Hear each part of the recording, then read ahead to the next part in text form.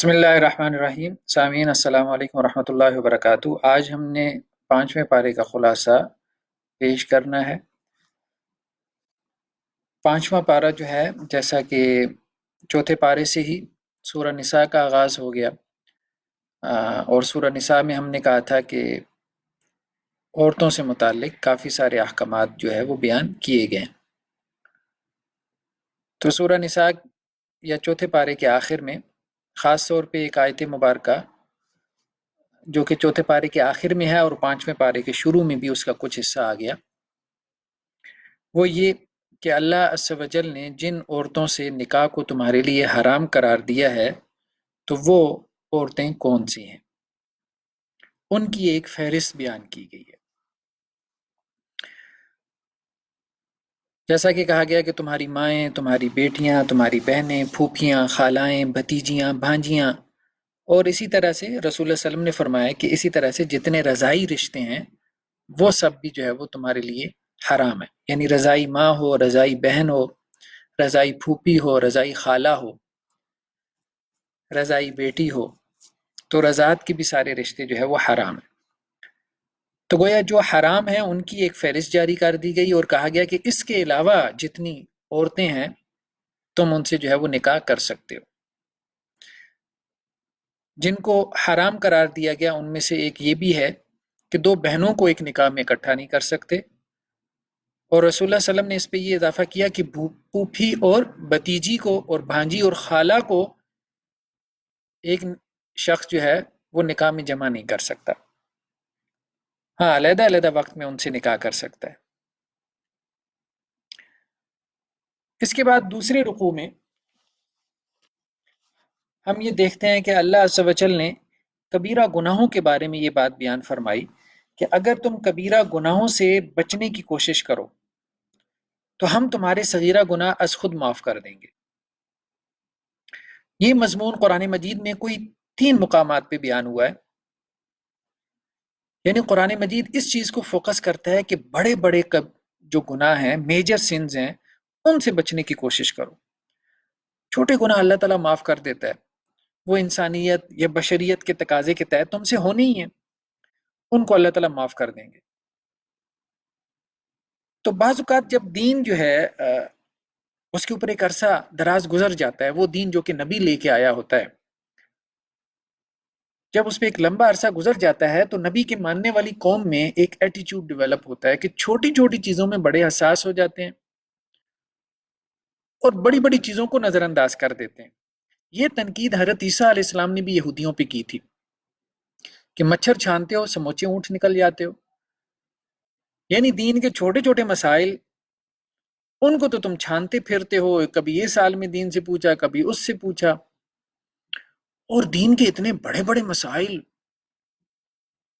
جو اونٹ کی طرح واضح ہیں ان کو تم نگل جاتے ہو، کوئی پرواہ ہی نہیں ہے، ایسے نظر انداز کر جاتے ہو جیسے تمہیں نظر ہی نہیں آ رہا۔ یہ ایسی ہے نا جیسے کسی عباسی خلیفہ نے اپنے وقت کے کسی مفتی سے پوچھا تھا کہ اگر میرے کپڑوں پہ مچھر بیٹھے اور میں اس کو مار دوں اور اس کا خون کا دھبا میرے کپڑوں پہ لگ جائے تو میری نماز ہو جائے گی؟ تو اس نے کہا واہ عجیب بات ہے، یعنی بنو امیہ کے ساتھ جو تم نے کیا، ان کا جو تم نے حشر کیا ہے، ان کو جس طرح سے تم لوگوں نے قتل کیا ہے اور ان کی لاشیں ان کی قبروں سے نکال کے اپنے گھوڑوں کے پیچھے جو ہے بوروں میں ڈال کے تم نے ان کو دوڑایا ہے، اس پہ کبھی تم کو یہ خیال نہیں پیدا ہوا کہ یہ سارا کچھ کرنے کے بعد میری نماز قبول ہوگی کہ نہیں ہوگی؟ لیکن یہ ہے کہ مچھر اس کے خون کا دھبا تمہارے کپڑوں کے اوپر لگ گیا تو اس کے بارے میں تم بڑے حساس ہو کہ اب میری نماز اس میں قبول ہوگی کہ نہیں ہوگی۔ تو قرآن اس حوالے سے بڑا واضح ہے کہ بھائی بڑے بڑے جو گناہ ہیں نا ان کے حوالے سے حساسیت پیدا کرو۔ صحیح رویہ یہ ہے، قرآنی رویہ یا قرآن کا بندہ مومن وہ ہے جو بڑے گناہوں کے حوالے سے حساس ہوتا ہے، جبکہ دین کا جو مسخ شدہ تصور ہے اس میں کیا انسان چھوٹی چھوٹی چیزوں کے اوپر حساس ہوتا ہے۔ اچھا مسواک کی لمبائی اتنی ہونی چاہیے، ناخن کاٹنے کی یہ ترتیب ہونی چاہیے، بڑے بڑے گناہ ان کی کوئی پرواہ ہی نہیں ہے۔ بڑے بڑے گناہ کون سے ہیں؟ جیسے رسول اللہ نے فرمایا کہ 7 گناہ ایسے ہیں جو انسان کو ہلاک کر دیتے ہیں، تباہ کر دیتے ہیں، جیسے جادو ٹونا، شرک ہے، قتل کرنا ہے، زنا کرنا ہے، ٹھیک ہے، تو یہ بڑے بڑے گناہ ہیں، سود خوری ہے، ٹھیک ہے، اسی طرح سے رشوت ہے، تو یہ بڑے بڑے گناہ ہیں، سب کو پتہ ہے، شراب خوری ہے، یہ بڑے بڑے گناہ ہیں، تو ان سے بچنا چاہیے۔ اس کے بعد اسی رکوع کے اندر اگلی آیات میں اللہ عز و جل نے فرمایا کہ اللہ نے انسانوں کو پیدا کیا، تو سب انسانوں کو اللہ تعالیٰ نے ایک جیسی نعمتیں دنیا میں دے کے نہیں بھیجا۔ تو اگر اللہ نے کسی کو کوئی نعمت دے کے بھیجا ہے، کوئی فضیلت دی ہے تم پر، تو اس کی حسرتیں نہ کرتے رہو۔ اللہ نے جو تمہیں دے کر بھیجا ہے اس کے مطابق تم سے پوچھ گچھ ہوگی۔ جو اسے اللہ نے مال و دولت، سٹیٹس، مقام، مرتبہ دے کے بھیجا ہے، اس سے اس کے مطابق پوچھ گچھ ہوگی۔ ٹھیک ہے نا، یہ حسرت انسان کو کہاں تک پہنچا دیتی ہے کہ بعض اوقات ایک عورت یہ سوچنا شروع کر دیتی ہے کاش کہ میں مرد پیدا ہوئی ہوتی، اور ایک مرد یہ سوچنا شروع کر دیتا ہے کہ کاش میں عورت پیدا ہوتا۔ عورتوں کے کتنے مزے ہیں۔ تو یہ جو حسرت ہے انسان کو یہاں تک جو ہے وہ پہنچا دیتی ہے، اور یہ جو قناعت نہ ہونا ہے، پھر ہم دیکھ رہے ہیں آج ویسٹ کے اندر کیا، مسلم ممالک میں بھی یہ بیماری ہمیں نظر آتی ہے، جینڈر ری اسائنمنٹ۔ وہ لڑکا پیدا ہوا ہے، وہ چاہتا ہے میں لڑکی بن جاؤں، لڑکی پیدا ہوئی ہے، وہ چاہتا ہے کہ میں لڑکا بن جاؤں، اس کے لیے وہ سرجن سے جو ہے وہ کنسلٹ کر رہے ہیں، سرجری کروا رہے ہیں۔ کئی یورپین ممالک کے اندر اس کو الاؤڈ کر دیا گیا کہ یہ انسان کے جو ہے وہ بیسک رائٹس میں سے ہے۔ تو یہ سب کیا ہے کہ جب انسان جو اللہ نے اس کو دے کے بھیجا ہے، جب اس پہ قانع نہیں ہو جاتا، قناعت نہیں اختیار کرتا، تو پھر وہ عدم قناعت کا رویہ اس کو یہاں تک پہنچا دیتا ہے کہ ہر چیز کے بارے میں وہ پھر اس طرح سے سوچنا شروع کر دیتا ہے۔ تو اللہ تعالیٰ نے کہا کہ نہیں، قناعت پیدا کرو۔ اللہ تعالیٰ نے کسی کو فضیلت دی ہے، اس کی ہوس اور لالچ مت کرو۔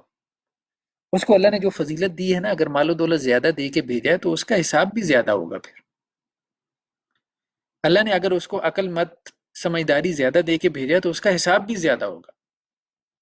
اس لیے اللہ تعالیٰ نے اگر گھر میں مرد کو بڑا بنایا، ٹھیک ہے، اب کوئی اور یہ سوچے کہ میں مرد کیوں نہیں ہوں، میں ہی بڑی ہو جاتی،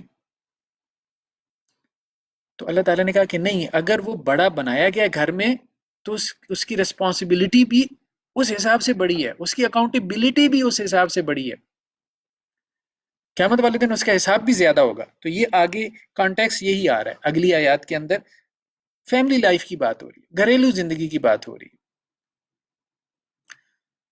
اور بس اپنی کیپیسٹی کے اندر جو اللہ نے تمہیں نعمتیں دی ہیں، بس ان میں جو ہے وہ اللہ کا فضل تلاش کرو۔ اس کے بعد اگلے رکوع میں گھریلو زندگی کے حوالے سے، خاص طور پہ میاں بیوی میں اگر اختلافات پیدا ہو جائیں، جیسے کہ ہر جگہ فیملی میٹرز جو ہے وہ ڈسٹرب ہو جاتے ہیں، فیملی لائف ڈسٹرب ہو جاتی ہے، میاں بیوی کے جھگڑے شروع ہو جاتے ہیں، اس حوالے سے اللہ تعالیٰ نے کچھ ہدایات دی ہیں۔ جو خاندانی نظام ہے، ہم دیکھتے ہیں قرآن مجید نے اس کو بہت فوکس کیا، بہت زیادہ، بہت تفصیل سے قرآن نے جو ہے وہ احکامات دیے خاندانی نظام کے بارے میں، نکاح کے مسائل، طلاق کے مسائل، میاں بیوی کے اختلافات، جھگڑوں کے مسائل، اس کو قرآن نے بڑی تفصیل سے ڈسکس کیا۔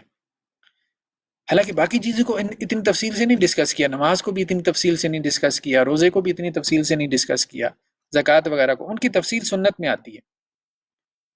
اس کی وجہ یہ ہے کہ فیملی جو ہے، خاندان، یہ معاشرے کی اکائی ہے، بیسک یونٹ ہے۔ اگر خاندان کا ادارہ مضبوط ہوگا تو معاشرہ مضبوط ہوگا، معاشرہ سٹرانگ ہوگا، مضبوط بنیادوں پہ کھڑا ہوگا۔ اگر خاندان کا ادارہ ٹوٹ پھوٹ کا شکار ہو جائے گا، ساری سوسائٹی ختم ہو جائے گی۔ تو فرمایا الرجال قوامون علی النساء، مرد عورتوں کے اوپر کیا ہیں؟ ذمہ دار ہیں۔ اب ہمارے ہاں بعض مترجمین نے یہ ترجمہ بھی کر دیا کہ مرد عورتوں کے اوپر جو ہے وہ مسلط ہیں، مرد عورتوں کے اوپر حاکم ہیں۔ اب اس سے ظاہری بات ہے، دیکھیں نا، ترجمے میں بہت محتاط ہونا چاہیے۔ بعض اوقات جو ہے وہ ترجمے میں ایک لفظ ہی ہے نا، اس کو آپ نے اختیار کرنا ہے۔ آپ ایک ایسا لفظ اختیار کر دیتے ہیں ترجمہ کرتے ہوئے کہ جس سے جو فریق مخالف ہوتا ہے وہ فوراً ریئیکشن میں آ جاتا ہے، یہ کیا، مرد ہمارے اوپر مسلط ہیں؟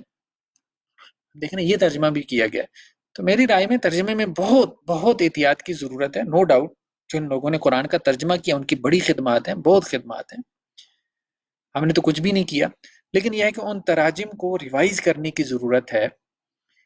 صرف الفاظ کے چناؤ کے اعتبار سے.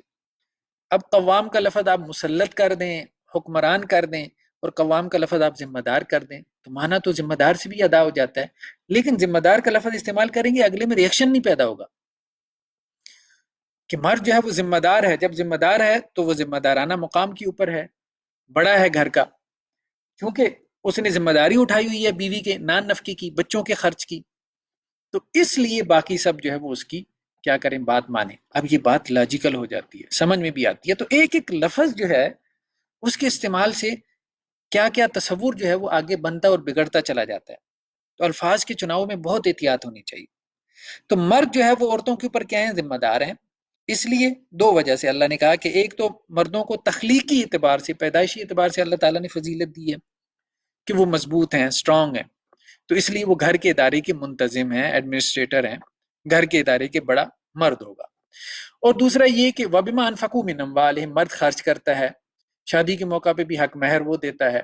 اس کے علاوہ اصل خرچہ جو ہے یعنی دین اسلام کی ہدایات کے مطابق وہ مرد کی ذمہ داری ہے کہ بیوی کا بھی خرچ اٹھائے، بچوں کا بھی خرچ اٹھائے، ان کی تعلیم و تربیت کا جو بھی خرچ ہے. اور ہمارے ہاں مرد اٹھاتے ہیں، ایسا نہیں ہے کہ نہیں اٹھاتے، اٹھاتے ہیں. کہیں کہیں بیویاں بھی ان کے ساتھ کنٹریبیوٹ کرتی ہیں، لیکن جہاں بیویاں کنٹریبیوٹ کر بھی رہی ہوں تو وہاں بھی اکثر و بیشتر صورتحال یہی ہوتی ہے کہ بڑا خرچ جو ہوتا ہے وہ مرد ہی اٹھا رہا ہوتا ہے. تو اللہ عز و جل نے پھر فرمایا کہ اللہ تعالیٰ نے گھر کے ادارے کا سربراہ مرد کو بنایا ہے. مرد بڑا ہے، عورت جو ہے وہ گھر میں اس کو اسسٹ کرنے کے لیے ایسوسیٹ اس کی بنائی گئی ہے. فرمایا فصالحات و قانتات حافظات للغیب، ایک اچھی بیوی کی صفات بیان فرمائی، صالح ہو، نیک ہو، قانتات فرما بردار ہو. یہاں اللہ کی بھی فرما برداری مراد ہے، مرد کی بھی فرما برداری مراد ہے، دونوں فرما برداریاں مراد ہیں. اللہ کا حکم بھی ماننے والی اور اپنے شوہر کا حکم بھی ماننے والی، کیونکہ اسی میں جو عورت کی آزمائش ہے. رسول اللہ صلی اللہ علیہ وسلم نے فرمایا کہ عورت کے لیے کیا ہے، تین چار چیزیں کر لے تو جنت کے 10 دروازے سے جائے، جنت میں داخل ہو جائے. اور وہ تین چار چیزیں کیا ہیں، نماز پڑھ لے، زکوٰۃ دے دے، روزہ رکھ لے، اور اپنے شوہر کی فرما برداری کر لے. اس کے بعد جنت کے جس دروازے سے چاہے جنت میں داخل ہو جائے. تو اللہ نے عورت کی آزمائش اسی میں رکھی ہے، آزمائش اسی میں رکھی ہے کہ اس نے مرد کی ماننی ہے. اللہ نے عورت کو اسی طرح سے آزمایا، عورت کو مرد کے ذریعے آزمایا، مرد کو عورت کے ذریعے آزمایا. تو فصالحات و قانتات حافظات، حافظات حفاظت کرنے والی، اپنے ناموس کی حفاظت کرنے والی، عزت کی حفاظت کرنے والی. تو یہ تین صفات اللہ تعالیٰ نے ایک اچھی بیوی کی بیان فرمائی. اور ساتھ میں کہا کہ پھر اگر جھگڑا کھڑا ہو جائے، واللاتی تخافون نشوزہن، جن عورتوں کے بارے میں تم کو اندیشہ ہو کہ وہ سرکشی کریں. یہاں اختلاف کی بات نہیں آ رہی، نشوز اختلاف کو نہیں کہتے. عورت اختلاف کر سکتی ہے، ظاہری بات ہے، وہ انسان ہے، کیوں نہیں اختلاف کرے گی، بولے گی بھی، سارا کچھ کرے گی. یہاں مراد کیا ہے، گھر میں مرد سربراہ ہے، مرد کی سربراہی کو اگر وہ چیلنج کر دے تو ظاہری بات ہے کسی ادارے میں دو ایڈمنسٹریٹر تو ہو نہیں سکتے، وہاں لڑائی جھگڑا بڑھے گا.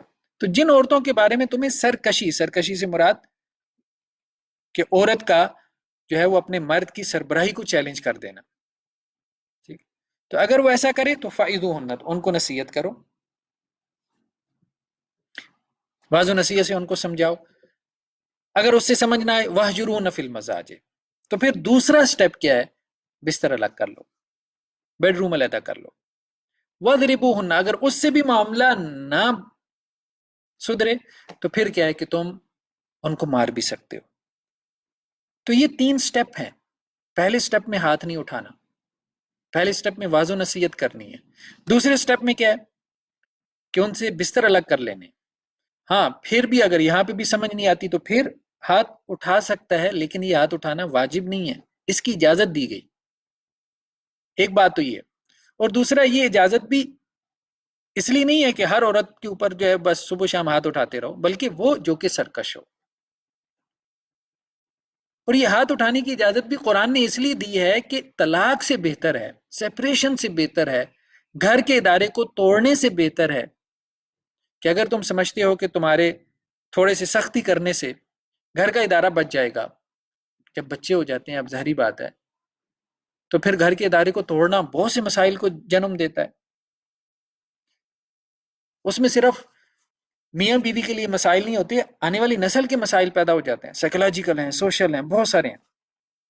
تو ایسے میں اگر تم سمجھتے ہو سختی کرنے سے گھر کے ادارے کو تم بچا سکتے ہو تو گھر کے ادارے کو بچا لو، طلاق کی طرف نہ جاؤ۔ اللہ کے رسول صلی اللہ علیہ وسلم کے زمانے میں جب یہ آیت مبارکہ نازل ہوئی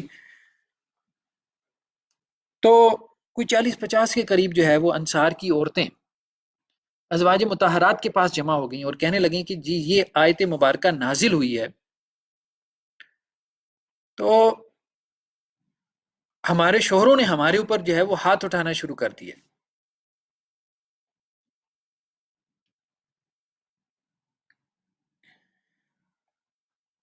اللہ کے رسول صلی اللہ علیہ وسلم کے پاس جب یہ شکایت پہنچی تو آپ صلی اللہ علیہ وسلم نے صحابہ کرام کو بلوایا۔ آپ صلی اللہ علیہ وسلم نے صحابہ کرام سے پوچھا کہ یہ میں کیا سن رہا ہوں، اور آپ صلی اللہ علیہ وسلم نے منع فرما دیا کہ آئندہ کوئی اپنی بیوی پہ ہاتھ نہیں اٹھائے گا۔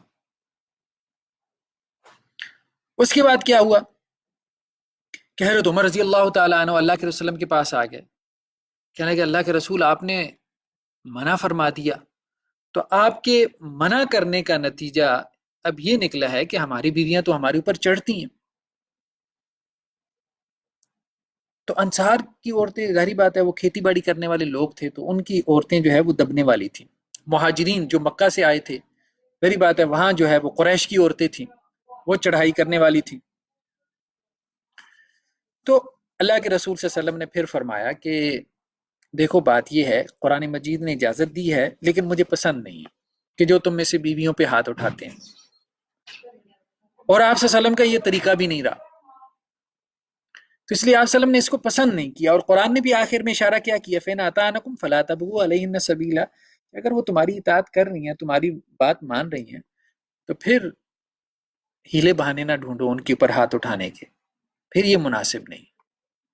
اور اللہ تعالیٰ بہت بلند ہے، جلیل القدر ہے۔ اگلے رکوع کے اندر اللہ عز و جل نے جو ہے وہ شرک کے حوالے سے بیان فرمایا کہ اللہ تعالیٰ شرک کو معاف نہیں کریں گے، شرک کے علاوہ ہر قسم کے گناہ کو اللہ تعالیٰ معاف کر دیں گے، لیکن شرک کا گناہ اللہ تعالیٰ معاف نہیں کریں گے۔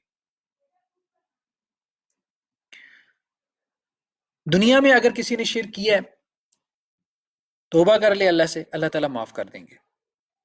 60 سال کی عمر میں اگر کوئی کفر اور شرک کی زندگی سے اسلام اور ایمان کی طرف آتا ہے، اللہ تعالیٰ اس کو معاف کر دیں گے، سارے گناہ معاف کر دیں گے۔ لیکن یہاں پہ بات ہو رہی ہے آخرت میں، آخرت میں تو آخرت میں اللہ تعالیٰ اگر کسی کے گناہ چاہیں تو معاف کر دیں۔ اللہ تعالیٰ سے کون پوچھ سکتا ہے؟ کوئی بھی نہیں پوچھ سکتا، لیکن اللہ تعالیٰ نے خود ہی کہہ دیا کہ میں شرک کو معاف نہیں کروں گا، شرک کا گناہ کر کے جو میرے پاس آئے گا اس کو تو میں معاف نہیں کروں گا۔ ہاں اس کے علاوہ اگر میں چاہوں تو اس کی گناہ معاف کر دوں، چاہوں تو اس کو پکڑ لوں۔ تو یہ مضمون میں قرآن مجید میں کئی مقامات پہ بیان ہوا کہ اللہ تعالیٰ شرک، اب شرک ظاہری بات ہے کہ واضح ہے، اور قرآن مجید میں خاص طور پہ جب ہم آخری صورتوں میں جائیں گے، سورہ زمر سے آگے جو حوامیم ہیں وہاں پہ شرک کا جو ہے وہ تصور بہت کھل کے صورتوں میں بیان ہوا ہے کہ شرک کیا ہے قرآن کی نظر میں، تو ہم اس کو ڈسکس کریں گے۔ اس کے بعد اگلے رکوع کے اندر اللہ عز و جل نے جو ہے وہ یہ بات کہی ہے کہ انسان کو امانت دار ہونا چاہیے، امین ہونا چاہیے ایک بندہ مومن کو۔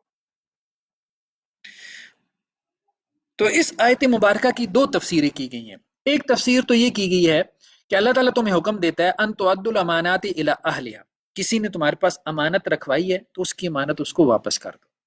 کسی نے تمہارے پاس روپے پیسے رکھوائے، سونا چاندی کچھ بھی رکھوایا، یا کسی نے کوئی راز تمہارے پاس، کسی کے راز ہیں، کسی کی پرسنل لائف ہے تمہارے پاس، تو اس کی امانت کی حفاظت کرو، اس کو نشر نہ کرو، اس کی امانت اس کو لٹا دو۔ یہاں پہ ایک دوسری تفسیر یہ بھی کی گئی ہے کہ یہاں پہ مراد چونکہ آگے جو ہے وہ پورا ایک پولیٹیکل سسٹم کی بات ہو رہی ہے، مسلمانوں کے ایک ریاستی نظام کی بات ہو رہی ہے، تو اس آیت کی ایک تفسیر یہ بھی کی گئی ہے یہاں امانت سے مراد عہدے ہیں، کسی اسلامی ریاست کے اندر جو عہدے ہیں یہ بات کہی گئی کہ وہ امانت دار لوگوں کے سپرد کرو، جیسے ہمارے آئین میں 73 کے آئین میں بھی ہے، 73 کے آئین میں یہ ہے کہ جی صادق اور امین ہونا چاہیے بندہ۔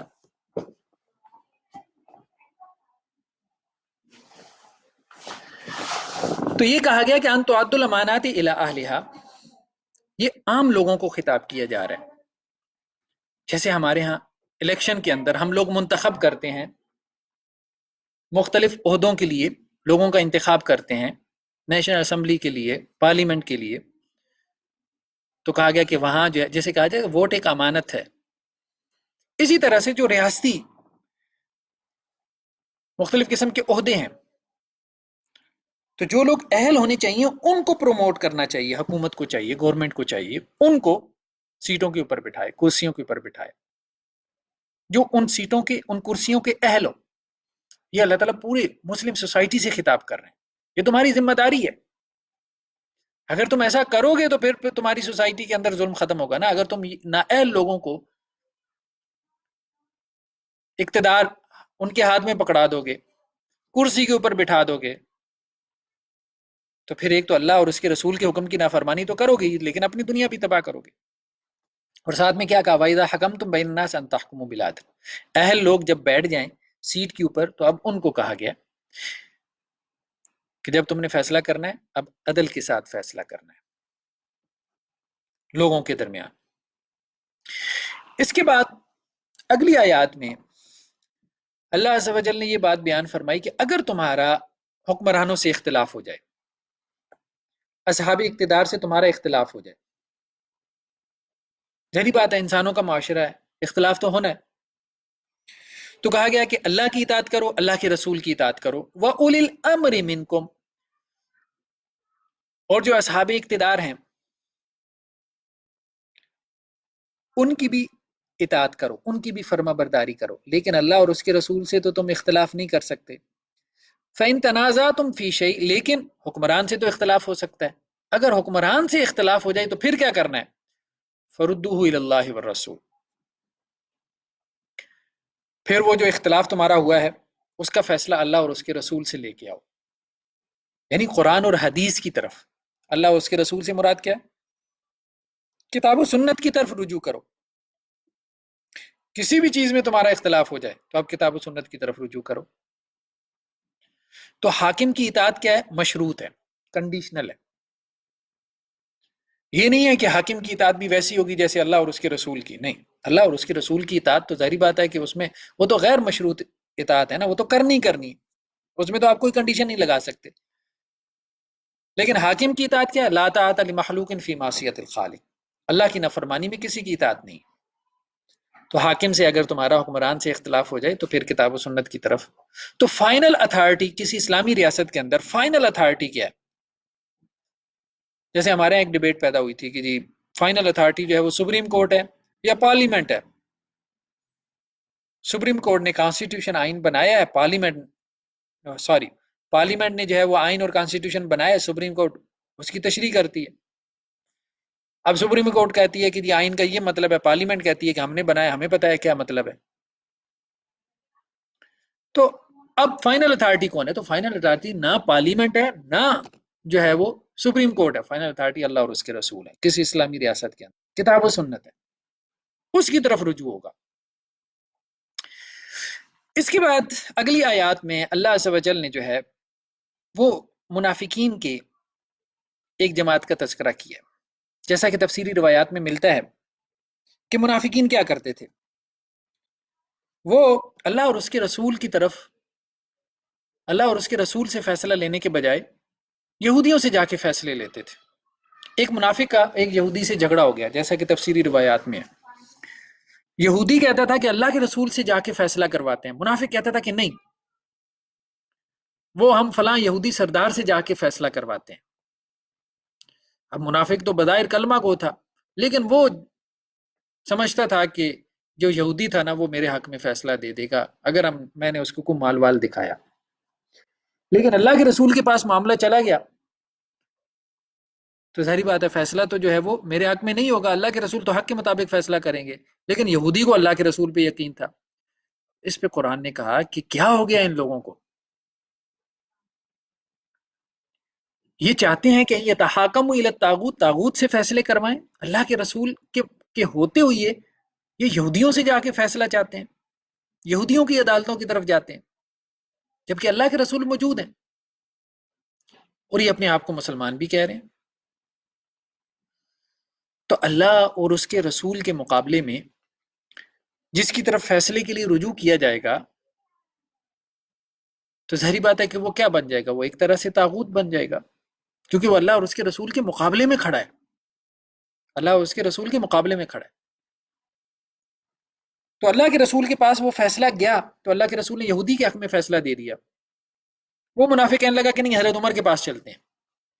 حضرت عمر کے پاس آئے تو حضرت عمر رضی اللہ تعالی عنہ کو جو ہے یہودی نے کہا کہ جی اللہ کے رسول نے میرے حق میں فیصلہ دیا. تو حضرت عمر نے کہا تم اللہ کے رسول کے پاس سے ہو آئے ہو؟ تو کہنے لگا جی ہاں ہو آئے. تو حضرت عمر اندر گئے اور تفسیری روایات میں ہے کہ وہ تلوار نکال کے لائے اور اس کی گردن اڑا دی. تو اب اس پہ اس کے جو خاندان والے تھے وہ حضرت عمر کے خلاف ہو گئے کہ جی یہ تو ہمارا بندہ مار دیا، یہ تو کلمہ گو مسلمان تھا، اس کو عمر نے مار دیا، یہ وہ رضی اللہ عنہ.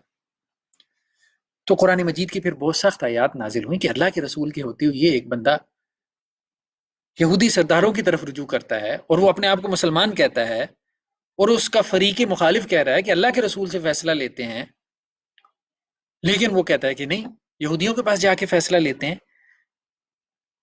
تو یہ لوگ جو ہے وہ سری گمراہی کے اوپر ہیں.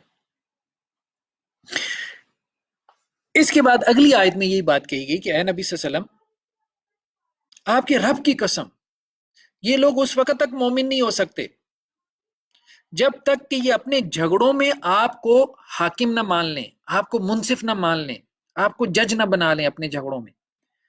بظاہر یہ کلمہ گو ہیں، پہلی صف میں بھی نماز پڑھنے والے ہوں، لیکن اگر یہ آپ کو منصف نہیں مانتے اپنے جھگڑوں میں،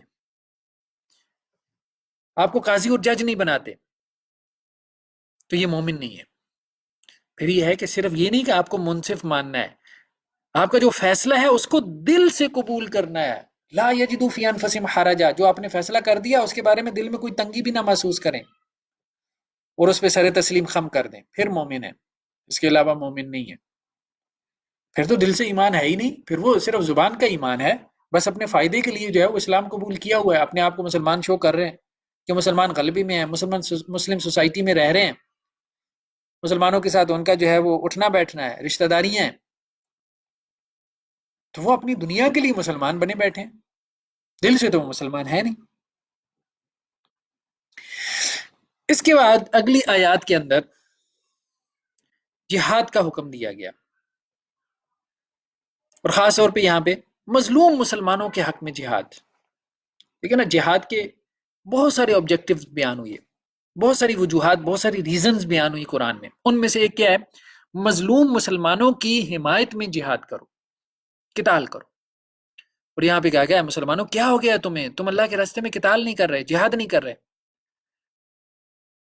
جبکہ مظلوم مسلمان مرد اور عورت اور بچے وہ چیخ چیخ کے اللہ کو پکار رہے ہیں، یا اللہ اس بستی کے لوگ بڑے ظالم ہیں، ہم پہ ظلم کر رہے ہیں، یا اللہ ہمارا کوئی مددگار، ہمارا کوئی سپورٹر کھڑا کر دے. تو مظلوم مسلمان جہاں پہ بھی ہوں ان کی مدد کے لیے جہاد کرنا یہ ایک دینی ذمہ داری ہے، خاص طور پہ مسلم سٹیٹس کی، مسلمان ریاستوں کی اور ان کے حکمرانوں کی اور ان کے اصحاب اقتدار کی، کہ جہاں جہاں مسلمانوں پہ ظلم ہو رہا ہے دنیا میں، یہ نہیں کہ وہ صرف اپنی قوم کے لوگ کہ ہم پاکستانی ہیں، ہم صرف پاکستانیوں کی حفاظت کے لیے جو ہے وہ جہاد کریں گے، قتال کریں گے. نہیں، رسول اللہ صلی اللہ علیہ وسلم نے فرمایا امت مسلمہ جستے واحد کی طرف ہے، ایک جسم اور جان کی طرح ہے. اگر اس کے ایک حصے کو تکلیف پہنچتی ہے تو سارا جسم تکلیف محسوس کرتا ہے. اور ایسا ہی ہے، سیریا میں مسلمانوں کے اوپر ظلم ہوتا ہے، کشمیر میں مسلمانوں پہ ظلم ہوتا ہے، فلسطین میں مسلمانوں پہ ظلم ہوتا ہے. ہر جگہ مسلمان تکلیف میں آ جاتے ہیں، اذیت میں آ جاتے ہیں، پریشان ہو جاتے ہیں اور ان اپنی تکلیف کی طرح محسوس کرتے ہیں. تو قرآن نے اس پہ کہا ہے، قرآن نے اس پہ کہا ہے کہ ایسے مظلوم مسلمانوں کے لیے جہاد کرنا یہ تمہارے لیے لازم ہے. اس کے بعد اگلی آیات میں اللہ عز و جل نے شفاعت کے حوالے سے، سفارش کے حوالے سے ایک کانسیپٹ بیان فرمایا. ہمارے عام طور پہ تصور یہ ہے کہ جیسے سفارش کوئی بری چیز ہے، قرآن نے کہا کہ نہیں، سفارش جو ہے نا وہ دو قسم کی ہے، ایک اچھی ہے اور ایک بری ہے۔ اگر تو جس کے حق میں تم سفارش کر رہے ہو وہ اس سفارش کے لیے اہل ہے، مثال کے طور پہ کسی کے لیے آپ سفارش کر رہے ہیں، اب بہت سارے لوگ پوچھتے بھی ہیں کہ جی اب سفارش کے بغیر کام ہی نہیں چلتا، تو اگر تو آپ اس سیٹ کے لیے اہل ہیں، کیپیبل ہے، آپ کے پاس کوالیفیکیشن بھی ہے، ایکسپیرینس بھی ہے، تو پھر اگر آپ ساتھ میں کوئی سفارش لے آئے تو کوئی حرج نہیں ہے، سفارش کرنے والے کو بھی ثواب ملے گا کہ کسی غریب مسکین کی، کسی حقدار کی مدد کی ہے۔ ہاں، ومن یشفع شفاعتا سیئہ، جو کوئی بری سفارش کرے گا اس کا اسے عذاب ہوگا، اس کی اسے سزا ملے گی۔ بری سفارش کیا ہے کہ ایک بندہ اہل ہی نہیں ہے، اہل ہی نہیں ہے، آپ اس کی سفارش کرنے کھڑے ہو جائیں۔ تو یہ دنیا کی سفارش کی بھی بات ہو رہی ہے، آخرت کی سفارش کی بھی بات ہو رہی ہے، آخرت کی بھی، کہ کیسے تم انبیاء سے امیدیں لگا بیٹھے ہو، کیسے تم صالحین سے امیدیں لگا بیٹھے ہو کہ تمہارے سارے سیاہ کرتوتوں کے باوجود وہ تمہاری سفارش کریں گے۔ نو ڈاؤٹ آخرت میں شفاعت ہوگی، انبیاء بھی کریں گے، شہداء بھی کریں گے، صالحین بھی کریں گے، لیکن وہ شفاعت حسنہ ہوگی، اس کا تذکرہ آگے بھی آئے گا۔ وہ ایسی نہیں ہوگی کہ جسے ہم شفاعت سیئہ کہیں، بری سفارش کہیں، وہ نااہل لوگوں کی سفارش نہیں ہوگی، وہ اہل لوگوں کی سفارش ہوگی۔ اس کے بعد منافقین کے حوالے سے آیات ہمارے سامنے آتی ہیں، خاص طور پہ غزوہ احد کا تذکرہ گزرا ہے کہ غزوہ احد میں 300 لوگ جو ہے وہ علیحدہ ہو گئے تھے، 1000 کے قریب اللہ کے رسول کے ساتھ لوگ نکلے ہیں احد کے میدان کی طرف مدینہ سے، 300 لوگ واپس ہو گئے عبداللہ بن ابی کے ساتھ جو منافقوں کا سردار تھا۔ اب غزوہ احد ہو گئی، مسلمانوں کو عارضی طور پہ شکست بھی ہوئی، بہت نقصان اٹھانا پڑا جانی مالی، مسلمان واپس آ کے مدینہ میں۔ اب جو لوگ واپس ہو گئے تھے ان کے بارے میں دو رائے ہو گئی، دو گروہ بن گئے۔ ایک مسلمانوں کا گروہ وہ تھا، وہ یہ کہتے تھے کہ یہ لوگ واپس ہو گئے، یہ منافق ہیں، ان کے ساتھ سختی کریں۔ ایک گروہ کہتا تھا کہ نہیں، ان کے ساتھ نرمی کریں، انہوں نے تعویل کی ہے۔ تو اللہ تعالیٰ کا انداز کیا ہے؟ سختی والا۔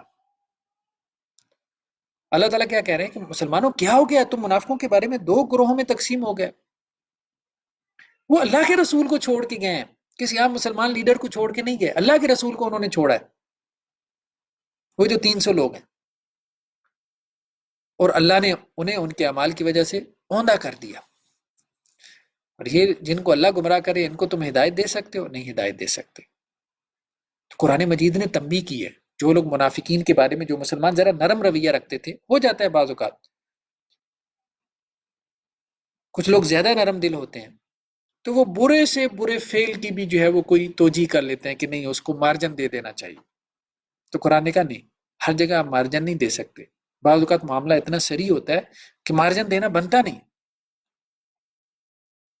ہاں، بعض جگہوں پہ آپ واقعتاً اگر مارجن دینا بنتا ہے تو آپ دیں۔ یہ تو اللہ کے رسول کو چھوڑ رہے ہیں، اللہ کے رسول کو چھوڑ رہے ہیں یہ 300، تو کیسے ان کو مارجن دینا بنتا ہے؟ ابو بکر اور عمر، عثمان اور علی، اللہ کے رسول، صحابہ کرام، وہ سب میدان احد میں جا رہے ہیں اور یہ واپس آ رہے ہیں، تو ان کو مارجن دینا نہیں بنتا۔ اس کے بعد اگلے رکوع کے اندر قتل کی سزا بیان ہوئی ہے۔ قتل کی دو بڑی قسمیں ہیں، ایک قتل خطا، یعنی ایکسیڈنٹلی کوئی مسلمان قتل ہو جائے، انٹینشن نہیں تھی، آپ گاڑی چلا رہے تھے، کوئی آپ کی گاڑی کے نیچے آ گیا، کوئی صاحب جو ہے وہ اپنی بندوق کی نالی صاف کر رہے تھے تو گولی چل گئی اور ان کا کوئی رشتہ دار جو ہے وہ حادثاتی طور پہ مارا گیا۔ اب یہ قتل خطا ہے جس میں انٹینشن نہیں ہے، اللہ تعالیٰ نے کہا کہ اس میں قصاص تو نہیں ہے۔ قتل خطا میں اگر کسی نے ان انٹینشنلی کسی کے ہاتھوں کو قتل ہو گیا تو اس پہ قصاص نہیں ہوگا، لیکن اس پہ دیت ہوگی۔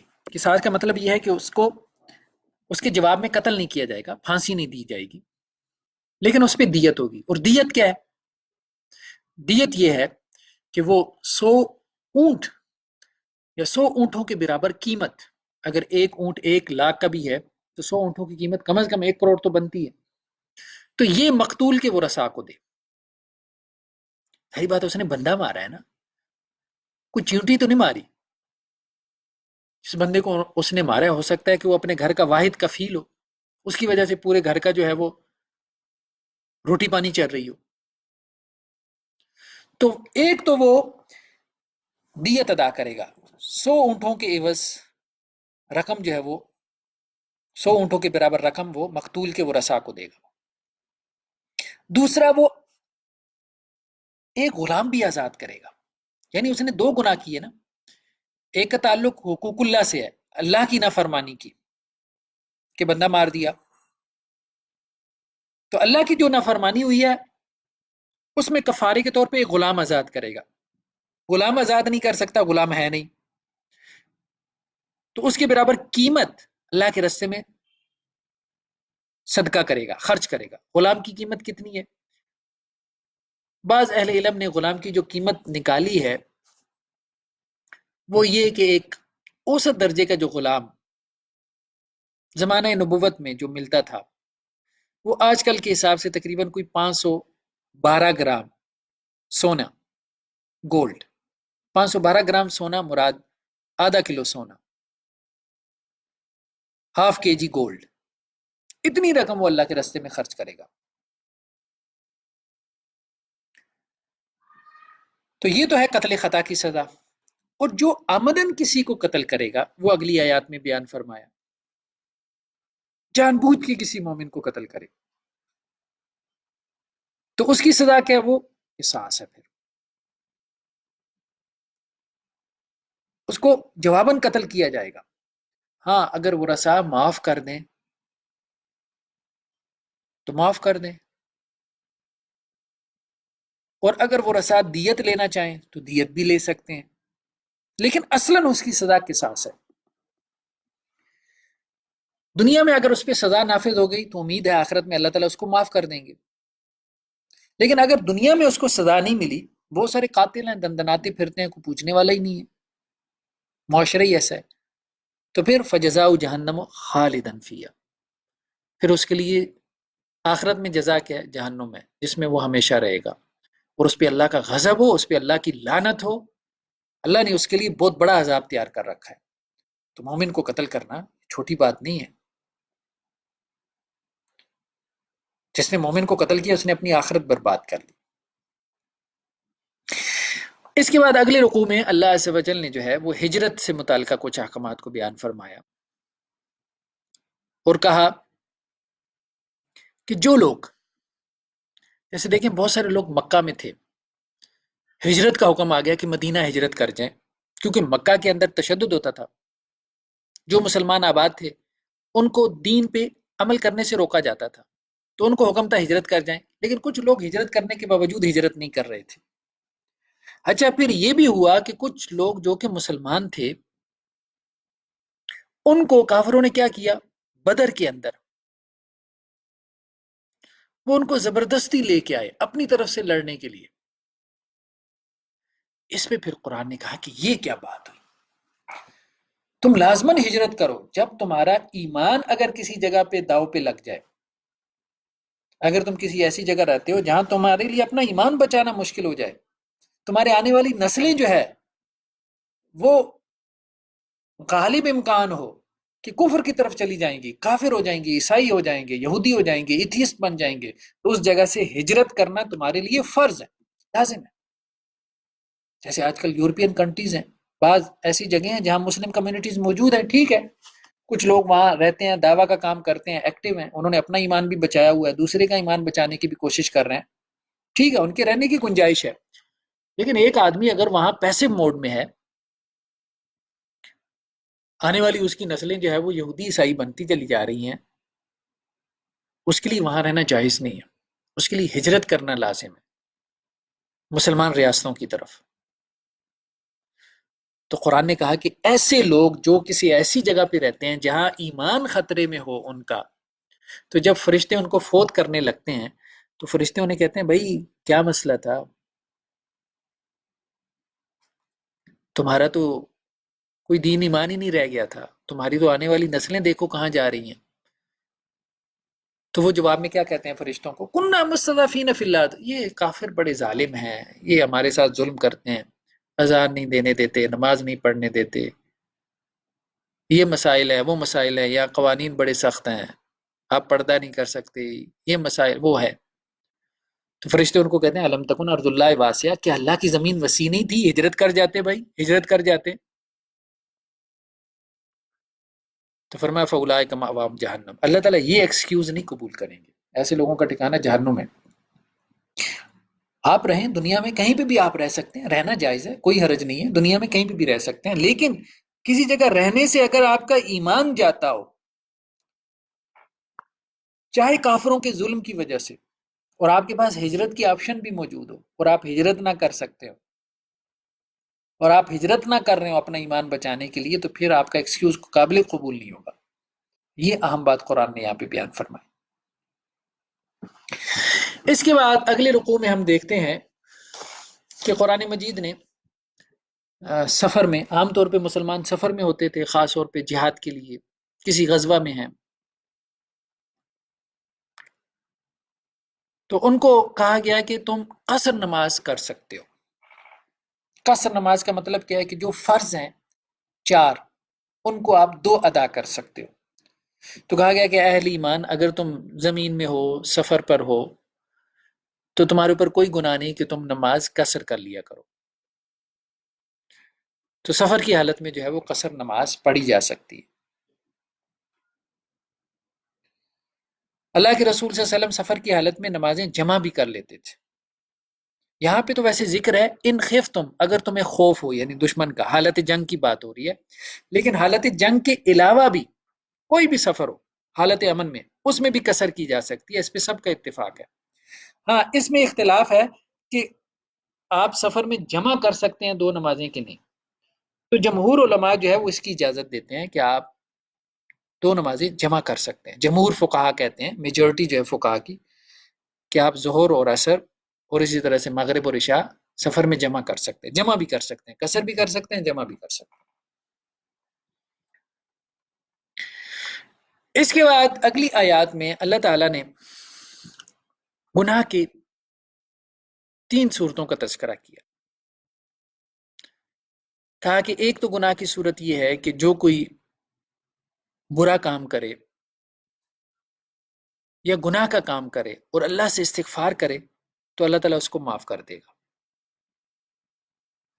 ایک تو یہ صورت ہے، گناہ ہوا، استغفار کیا، اللہ نے معاف کر دیا۔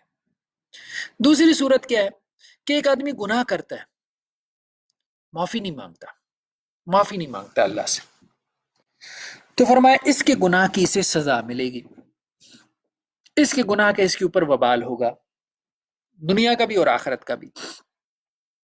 اور تیسری صورت یہ ہے کہ گناہ کرتا ہے، معافی بھی نہیں مانگتا، اور وہ جو گناہ کیا ہے نا وہ کسی اور کے کھاتے میں ڈال دیتا ہے۔ یعنی ایک تو غلطی کی ہے، غلطی کے اوپر شرمندگی بھی نہیں ہے، اور دوسرا یہ کہہ رہا ہے کہ جی نہیں وہ تو میری غلطی تو نہیں، فلاں کی غلطی تھی۔ فرمایا یہ بدترین صورت ہے۔ تو کہا جاتا ہے نا کہ عذر گناہ گناہ سے بھی بدتر ہے، یعنی گناہ کو جسٹیفائی کرنا یہ گناہ سے بھی بڑا گناہ ہے۔ تو ایک ہے گناہ کر لینا، یہ تو ایک گناہ ہے، اور ایک ہے اس گناہ کو جسٹیفائی کرنا، یہ گناہ در گناہ ہے، اس گناہ کو کسی اور کے کھاتے میں ڈال دینا، میں بھی مس بہیو کر رہا ہوں، میرے بھی اس بہیو کی وجہ وہ فلاں ہے۔ تو اس طرح سے گناہ دوسرے کے کھاتے میں ڈال دینا، اس سے بچنا چاہیے۔ اس کو قرآن نے جو ہے وہ کہا کہ یہ بہت بڑا بہتان ہے۔ بس جب غلطی ہو جائے اللہ سے معافی مانگ لو، یہ بہترین ایٹیچیوڈ ہے۔ اس کے بعد اگلی آیات میں اجماع کی اہمیت کو بیان فرمایا، مسلمانوں کے اتفاق کو، امت کے اتفاق کو۔ کہا گیا کہ جو رسول کی مخالفت کرے اور جو سبیل المومنین سے ہٹ جائے، سبیل المومنین امت کے رستے سے ہٹ جائے، امت ایک طرف جا رہی ہے اس سے ہٹ گیا، تو ظاہری بات ہے امت تو ایک شاہراہ پر جا رہی ہے نا، تو وہ پگڈنڈی پہ چل پڑا. تو فرمایا اب جس پگڈنڈی پہ چل پڑا ہے نا ہم اس کو اس کے حوالے کر دیں گے، یہ پگڈنڈی اس کو اللہ تک نہیں پہنچائے گی، یہ پگڈنڈیاں جو ہے وہ جہنم تک پہنچانے والی ہیں. جنت تک جانے والی شاہراہ ایک ہی ہے، اور وہ جس کے اوپر امت چل رہی ہے. تو جس شاہراہ پہ امت چل رہی ہو، یعنی اجماع جسے کہتے ہیں، کنسنسس مسلمان علماء کا، اس کی اہمیت کو بیان فرمائے. اس کے بعد اگلی آیات میں شیطان مردود کی ایک چال کا تذکرہ کیا گیا کہ شیطان نے اللہ تعالیٰ کو جب چیلنج دیا تھا، جب اس نے ابلیس نے سجدہ نہیں کیا آدم کو اور اللہ تعالیٰ نے اس کو راندہ درگاہ کر دیا، اپنے دربار سے نکال دیا، تو اب اس نے کہا تھا کہ اللہ تعالیٰ میں آپ کے بندوں کو گمراہ کروں گا. کیسے گمراہ کروں گا؟ میں انہیں لمبی لمبی امیدیں دلاؤں گا، سبز باغ دکھاؤں گا ان کو، اور میں انہیں یہ پٹیاں پڑھاؤں گا کہ یہ جانوروں کے کان چیرے. تو مشرکین مکہ کیا کرتے تھے؟ جانوروں کے کان چیر کے ان کو بتوں کے نام چھوڑ دیتے تھے، اور اتنا خوف اور دبدبا ہوتا تھا ان کے اوپر کہ وہ بتوں کے نام پہ جو جانور چھوڑے گئے ہوتے تھے، اور ان کی نشانی یہ ہوتی تھی کہ ان کے کان چیر دیتے تھے. کوئی ان کو ہاتھ نہیں لگاتا تھا، کوئی ان پہ سواری نہیں کرتا تھا، کوئی ان کا دودھ نہیں دوتا تھا. بت ناراض ہو جائیں گے، ان کا غضب نازل ہو جائے گا. اور اسی طرح شیطان نے کہا کہ میں ان کو پٹھیاں پڑھاؤں گا کہ یہ اللہ کی تخلیق میں تبدیلی کریں گے، اللہ نے جیسے ان کو پیدا کیا ہے یہ ویسے نہیں رہیں گے. آج ہم دیکھ رہے ہیں جیسے بات ابھی گزری ہے جینڈر ری اسائنمنٹ کی، کہ لڑکا لڑکی بننے کی کوشش کر رہا ہے، لڑکی لڑکا بننے کی کوشش کر رہی ہے، لباس میں، اپنی بذاقتہ میں، اٹھنے بیٹھنے میں، سٹائل مارنے میں. تغییر لخلق اللہ، جیسے اللہ نے پیدا کیا ہے اس کو تبدیل کر دینا.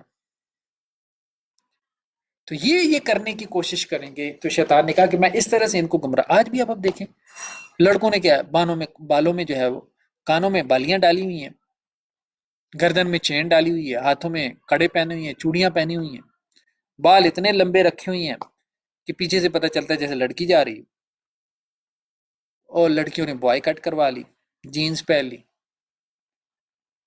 لڑکوں کے جیسا حلیہ اختیار کر لیا. یہ تغییر لخلق اللہ، اور یہ سب جو ہے وہ ہمیں نظر آ رہا ہے. یہ ٹیٹوز بنوانا جسم کے اوپر، یہ کیا ہے؟ یہ تغییر لخلق اللہ ہے. یہ تو شیطان نے ان کو گمراہ کیا ہوا ہے، یہ تو شیطان کے پیچھے چلنے والے لوگ ہیں جو یہ سب حرکتیں کر رہے ہیں. تو شیطان نے یہ چیلنج اللہ کو دیا تھا، اور ایک بڑی اکثریت کو اس نے اپنے پیچھے لگا لیا. اس کے بعد اگلی رکوع میں پھر فیملی لائف سے متعلق جو ہے وہ کچھ احکامات بیان ہوئے کہ اگر کوئی عورت جو ہے میاں بیوی میں جیسے اختلاف ہو جاتے ہیں، جھگڑے بڑھ بھی جاتے ہیں، کلیشز، تو اگر کسی عورت کو یہ اندیشہ ہو کہ اس کا شوہر اس کے ساتھ زیادتی کرے گا یا اس سے اعراض کرتا ہے، توجہ نہیں دیتا، اور شاید اس کو طلاق بھی دے دے، اگر کسی عورت کو لگتا ہے، تو پھر اس میں کوئی گناہ نہیں کہ دونوں آپس میں کوئی سلو کر لیں. اس سے کیا مراد ہے؟ اس سے مراد یہ ہے کہ میاں بیوی میں اگر دیکھیں نا، اللہ تعالیٰ نے کچھ حقوق شوہر کے رکھے ہیں، کچھ بیوی کے رکھے ہیں. بعض اوقات دونوں کی آپس میں نہیں بنتی، معاملہ سیپریشن تک پہنچ جاتا ہے، لیکن وہ چاہتے ہیں کہ جی سیپریشن نہ بھی ہو، تو دونوں میں سے کوئی اپنا حق چھوڑ دیتا ہے. جیسے بیوی کہتی ہے کہ میں اپنا حق چھوڑ دیتی ہوں، یا شوہر کہتا ہے کہ میں اپنا حق چھوڑ دیتا ہوں. تو اگر وہ اپنا حق چھوڑ دیں تو اس میں کوئی حرج نہیں، کوئی حرج نہیں ہے. اللہ تعالیٰ یہ کہہ رہے ہیں کہ اگر وہ گھر چلانا چاہتے ہیں تو وہ چلا سکتے ہیں، اس طرح سے بھی چلا سکتے ہیں، کوئی حرج نہیں. اور جو حق چھوڑ دے گا تو پھر آخرت میں اس کا پھر حساب بھی نہیں ہوگا.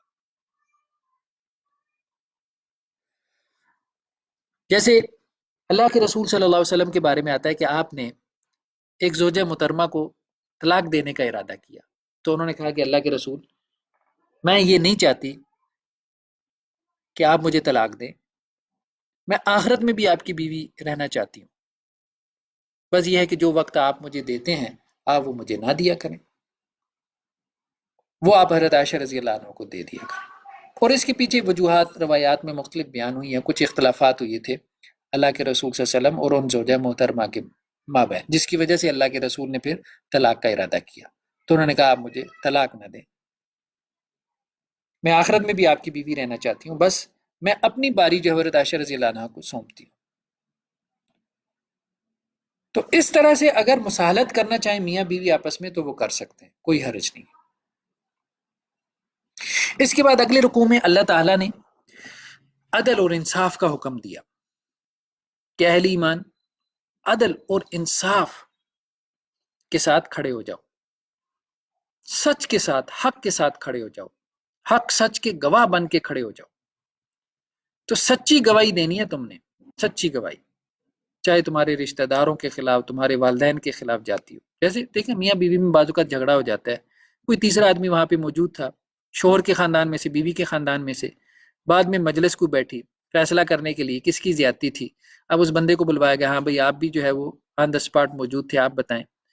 اس بندے کو پھر ڈرنا چاہیے، یہ نہیں کہ اب میرا یہ رشتہ دار ہے تو میں اس کے حق میں کوئی بات کروں، نہیں، وہ حق اور سچ بات، حق اور سچ بات کرے۔ تو کہا گیا کہ اگر کوئی فقیر ہے اس کے خلاف حق بات جا رہی ہے تو حق بات کرو، امیر کے خلاف جا رہی ہے، امیر، بعض اوقات ہوتا ہے نا، آپ کہتے ہیں کہ جی دیکھیں بات یہ تو امیر ہے، اس کو تو کوئی فرق نہیں پڑنے والا، یہ بیچارہ فقیر ہے، چلو میں اس کی حمایت کر دیتا ہوں۔ اللہ تعالیٰ کہہ رہے ہیں نہیں، یہ سوچ کے بھی حمایت نہیں کرنی کہ یہ غریب مسکین ہے تو مجھے اس کی حمایت کرنی ہے، نہیں، آپ نے غریب مسکین کی حمایت نہیں کرنی، آپ نے حق سچ کی حمایت کرنی، حق سچ کی حمایت کرنی، چاہے وہ امیر کی طرف جا رہا ہو، چاہے وہ غریب کی طرف جا رہا ہو، چاہے وہ تمہارے حق میں جا رہا ہو، چاہے تمہارے خلاف جا رہا ہو، چاہے تمہارے رشتہ دار اور والدین کے حق میں جا رہا ہو، چاہے ان کے خلاف جا رہا ہو، حق سچ کی ہمیشہ حمایت۔ اس کے بعد آخری رکوع ہے، اس کے ساتھ ہم اپنا خلاصہ کرام جو ہے وہ اس کو سمیٹتے ہیں۔ اللہ تعالیٰ نے منافقین کا تذکرہ کیا اور منافقین کی سزا بھی بیان فرمائی، اور کہا کہ ان المنافقین فی الدرک الاسفل من النار، منافق جو ہے وہ جہنم کے سب سے نچلے درجے میں ہوں گے۔ تو یہ نفاق کا ادارہ جو ہے، انسٹیٹیوشن، یہ مدینہ کے اندر پروان چڑھا تھا۔ تو منافقین دو قسم کے ہیں، ایک وہ جو اعتقادی ہیں، عقیدے کے منافق، یعنی دل سے نہیں مانتا اللہ اور اس کے رسول کو، قرآن کو، دل میں اس کے بغض ہے، دین اسلام سے نفرت ہے، زبان سے جو ہے وہ کلمہ پڑھ رہا ہے، بس اپنے کچھ فوائد ہیں، مالی مفادات ہیں، کچھ بھی ہیں، مختلف وجوہات ہیں، سوشل فیکٹرز بھی ہو سکتے ہیں، کچھ بھی، کچھ چیزیں، کوئی فائنینشیل ایشوز بھی ہو سکتے ہیں۔ تو اعتقادی منافق وہ ہے جو دل سے نہیں مان رہا، یہ تو پکا جہنمی ہے، یہ تو پکا جہنمی۔ ایک ہے عملی منافق، عملی منافق، تو عملی نفاق جو ہے نا اس پہ فتویٰ نہیں لگانا چاہیے جہنم کا۔ عملی منافقت کیا ہے کہ عمل میں منافقت ہے، یعنی عقیدے میں تو وہ مانتا ہے اللہ اور اس کے رسول کو مانتا ہے، بالکل مانتا ہے، سچے دل سے مانتا ہے، آخرت کو مانتا ہے، جنت جہنم کو مانتا ہے، اللہ اور اس کے رسول سے اس کو محبت محسوس ہوتی ہے، دین اسلام سے اس کو بغض اور نفرت نہیں ہے، دین اسلام کی محبت ہے اس کے دل میں، بس عمل میں کوتاہی ہے، عمل میں کوتاہی ہے، کہیں تھوڑی ہے کہیں زیادہ ہے، تو یہ عملی نفاق ہے، اس پہ جہنم کی وعیدیں نہیں سنانی چاہیے۔ تو قرآن میں زیادہ تر اعتقادی نفاق کا تذکرہ ہے اور حدیث میں زیادہ تر عملی نفاق کا تذکرہ ہے۔ تو یہاں پہ یہ جو بات کہی گئی ہے یہ اعتقادی منافق کے بارے میں کہی گئی ہے، جو عقیدے کا منافق ہے، اس کے دل میں ایمان ہے ہی نہیں کہ وہ جہنم کے سب سے نچلے درجے میں ہوگا، اور اس کے لیے آپ کسی کو بھی مددگار نہیں پائیں گے۔ ہاں، اگر ان میں سے اعتقادی منافقین میں سے بھی اگر کسی نے توبہ کر لی، اپنی اصلاح کر لی اور اللہ کی رسی سے مضبوطی سے جڑ گیا اور اپنے دین کو اس نے خالص کر لیا، اس کو بھی اللہ تعالیٰ معاف کر دیں گے۔ اور آخری آیت بہت خوبصورت ہے اس پارے کی، ما یفعل اللہ بعذابکم، اللہ تمہیں عذاب دے کے کیا کرے گا، اللہ تمہیں عذاب دے کے کیا کرے گا۔ اللہ کو کوئی شوق تو نہیں ہے، اللہ تعالیٰ معاذ اللہ کوئی سیڈسٹ تو نہیں ہے کہ دوسروں کو تکلیف پہنچا کے اس کو کوئی خوشی اور راحت ملتی ہو، اس کی اپنی مخلوق ہے، وہ اپنی مخلوق سے 70 ماؤں سے زیادہ محبت کرتا ہے۔ تو اللہ تعالیٰ جو ہے وہ تمہیں عذاب دے کے کیا کرے گا، اگر تم شکر کرو اور ایمان لاؤ، بس یہ دو کام تو کر لو نا، ایمان لے آؤ اور اللہ کا شکر ادا کرتے رہو، اللہ کی جو نعمتیں ہیں اس پہ اس کا شکر ادا کرو. تو اس کا مطلب یہ ہے کہ اگر کوئی ایمان لانے والا ہے اور شکر ادا کرنے والا ہے تو اس کو عذاب نہیں ہوگا. اور اللہ تعالیٰ تو جو شکر کرنے والے ہیں اللہ تعالیٰ ان کا قدردان ہے، اور اللہ تعالیٰ کے علم میں بھی ہے کہ کون ہے جو کہ شکر کرنے والا ہے. تو بس اللہ تعالیٰ سے دعا ہے کہ جو باتیں کہی گئی ہیں سنی گئی ہیں اللہ تعالیٰ ہم سب کو ان کے اوپر عمل کی توفیق عطا فرمائے، اور اللہ تعالیٰ جو قرآن کے ساتھ یہ ہمارا بیٹھنا ہے اللہ تعالیٰ اس کو قبول فرمائے، اور اللہ تعالیٰ ہم سب کو اس بیٹھنے کے عوض جو ہے وہ اصحاب القرآن میں شمار فرمائے، جس کے بارے میں رسول اللہ وسلم نے فرمایا صاحب قرآن، اصحاب القرآن، قرآن کی صحبت میں رہنے والے، ان کے بارے میں اللہ تعالیٰ یہ کہتے ہیں کہ یہ مجھے ایسی پسند ہے جیسے میرے گھر والے ہیں. تو اللہ تعالیٰ ہمیں بھی ان لوگوں میں شمار کرے. آمین. صدق اللہ العظیم.